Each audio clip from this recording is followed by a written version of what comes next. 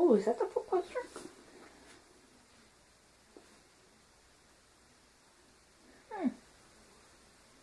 Ooh.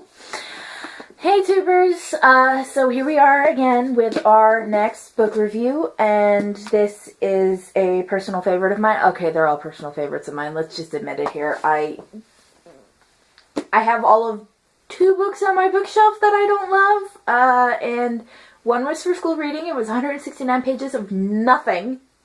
I've never fallen asleep reading a book. I fell asleep reading that book. And the other is The Motion Men, I think, which I've read so many times in school. No. Sorry.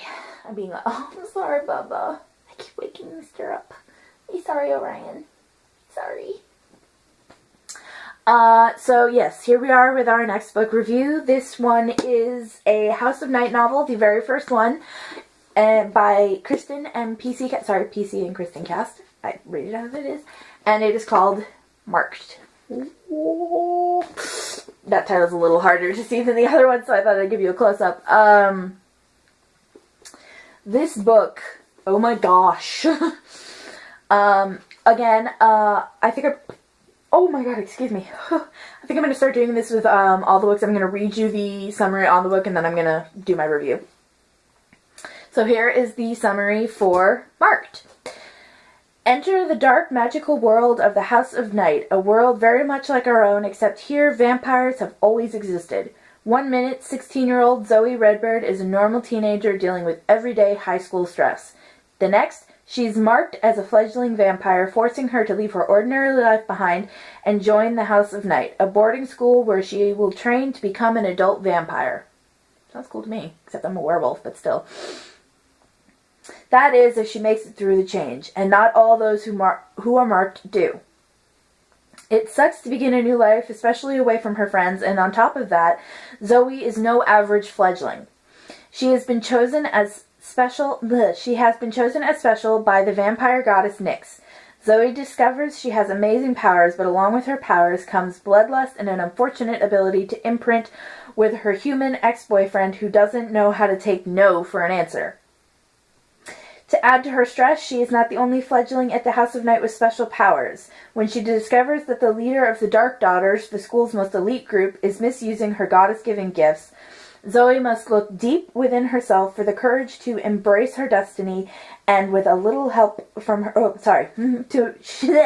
Zoe must look deep within herself for the courage to embrace her destiny with a little help from her new vampire friends.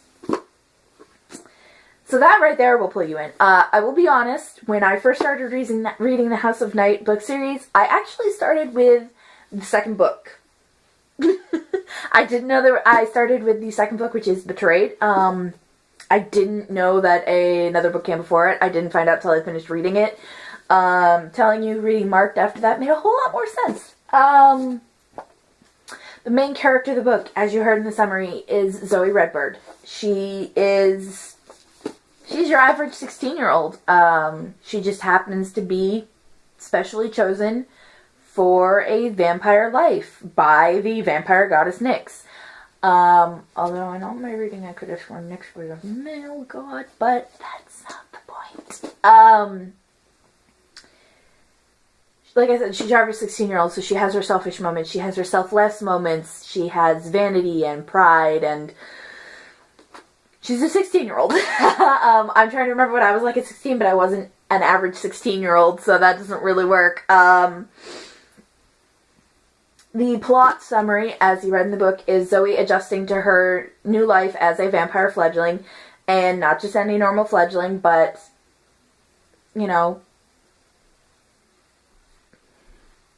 there we go, words, God, the specially chosen fledgling by the goddess Nyx. Obviously that doesn't make her, it makes her friends, yes, but it also makes her quite a few enemies, including the leader of the Dark Daughters. Yep, got that right. It makes her plenty of enemies. It also makes her, how to put this,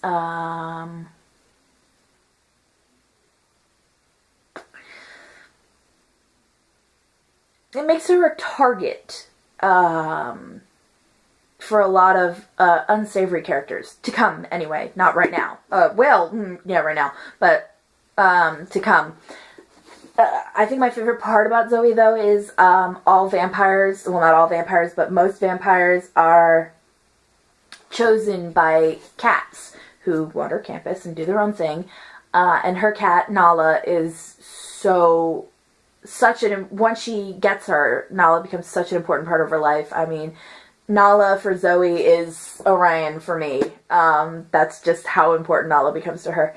The highlights to the book for me are Nala, first of all, Zoe's best friend, Stevie Ray, who is this total southern cowgirl, and she's just so positive and bright and cheery, and I love her to pieces. And Zoe's grandmother, Grandma Redbird, she's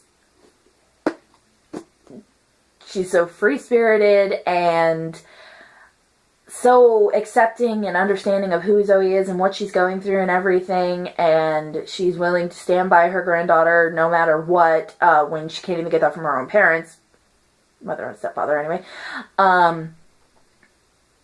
It's so amazing. Grandma Redbird is, to me, the ultimate highlight of the entire series, not just the first book.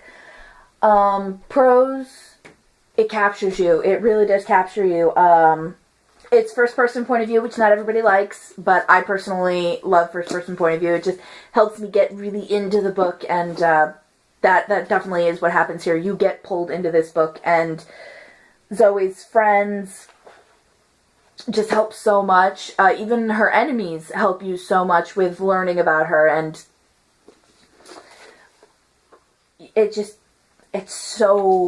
I have no words for, I'm not really good at this, as you can tell. I picked one heck of a path for my channel here. The first person point of view, it just helps so much. So I call that a pro. Con, I would have to say, just a little too much of the typical teenage crap. I mean, it makes it more real. It makes it feel like it really could be happening right now out there in the world. And who knows, maybe it is, but I just feel like there's a little too much of that typical teenage crap. But it works. As much as it is a con, it's also a pro. It makes it work. Makes it work wonderfully. Overall review, I would definitely say an amazing start to an amazing series. I may have come in on the second book and not known about the first book at first, but that didn't stop me from loving it. And PC and Kristen, you did amazing writing with these books, with this series, and and as a recommendation, I would recommend it so much to especially teens, male, female, doesn't matter. If you love fantasy, if you love vampires, you will love this book. You will love the entire series. And you'll just get swept away with Zoe and her friends and what they go through. I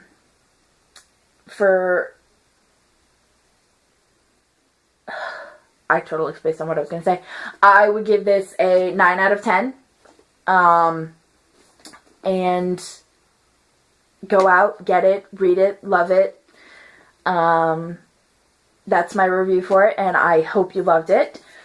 Our next book title will be Aragon by Christopher, however you pronounce his last name. I'm going to have to look that up before I actually do the video for it. But that will be our next book title, and I can't wait to share it with you guys, and I will see you soon.